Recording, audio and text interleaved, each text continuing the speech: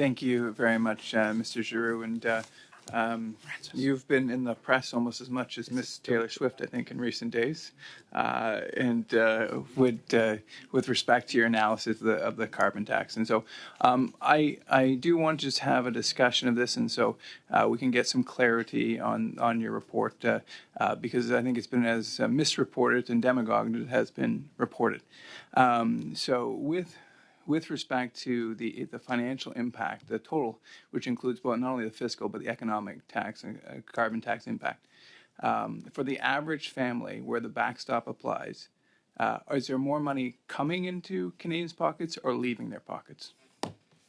So there's two elements to that question. If one looks at the fiscal impact, that is the amount of the carbon tax paid directly, indirectly, and the GST that applies on these embedded or direct carbon taxes paid minus the carbon rebate, most families are better off. We estimate around 80%. However, once we estimate also, we include the economic impacts of the introduction of a carbon tax, we find that these economic impacts of introducing a carbon tax, they'll have impacts on some sectors of the economy, the oil and gas sector, the transportation sector, for example, and investment income that will be slightly lower.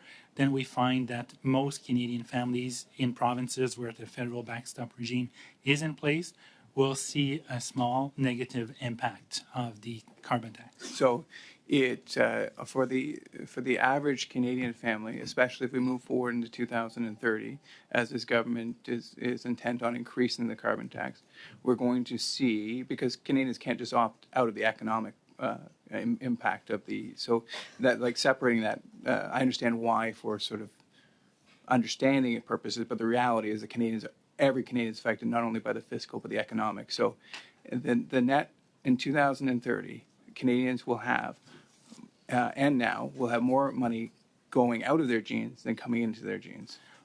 Well, it's income growth that will be lower than it would otherwise have been. So that's what we refer to when we say a negative impact. It's not necessarily that their absolute level of income will go down, but the net impact is a reduction to a scenario where, compared to a scenario where there wouldn't be a carbon tax. So if the carbon tax was canceled, Canadians would be, and everything else holds equal, Canadians would be wealthier.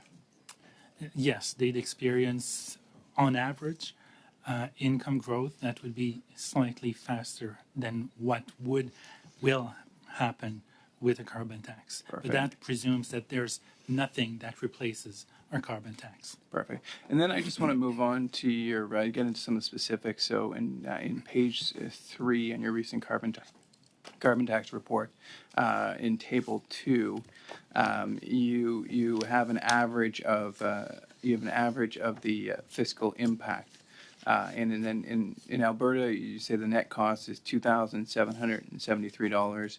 In my province of Ontario, it's $1,820. So is that to say that the average family in Alberta would lose $2,773, and the Ontario family $1,820. That would be the cost of the carbon tax to their family or the household, as you say. Is that an accurate understanding, Mr. Giroux? Well, that's compared to a scenario where there wouldn't be a carbon tax, so it's not necessarily losing, but it's lower growth or income growth than would otherwise be the case. So in that sense, yes, you can characterize it as losing compared to a scenario where there is no carbon tax. Yeah, thank you very much, Mr. Giroux. You've had one of the questions that has also been posed with respect to the fuel charge is the cost, the net fiscal and economic cost, greater than the rebate? Keeping it with the fiscal and the economic, is that greater than the rebate in all the provinces where where the carbon backstop applies? My apologies, non-stop carbon. That's the case for most income quintiles, except for those at the very in the bottom 20% of income quintiles. It varies by province. So It depends on the specific economic fabric and income distribution and household composition. But generally speaking, One of the ways that I've heard referred to as a carbon tax is that it's sand or that is in the gears of the Canadian economy, and it's slowing our productivity. We saw Tiff Macklin come before this committee and saying it's adding a third of inflation, and Canada is facing, as the governor of Bank of Canada or deputy governor said, we are facing a productivity. Do you believe? Crisis, I should say. Do you believe that the reduction of the carbon tax would allow us to be more productive? I'm not certain about that because reducing the carbon tax or eliminating it would certainly have economic impacts, but I'm not convinced that it would do anything with respect to productivity.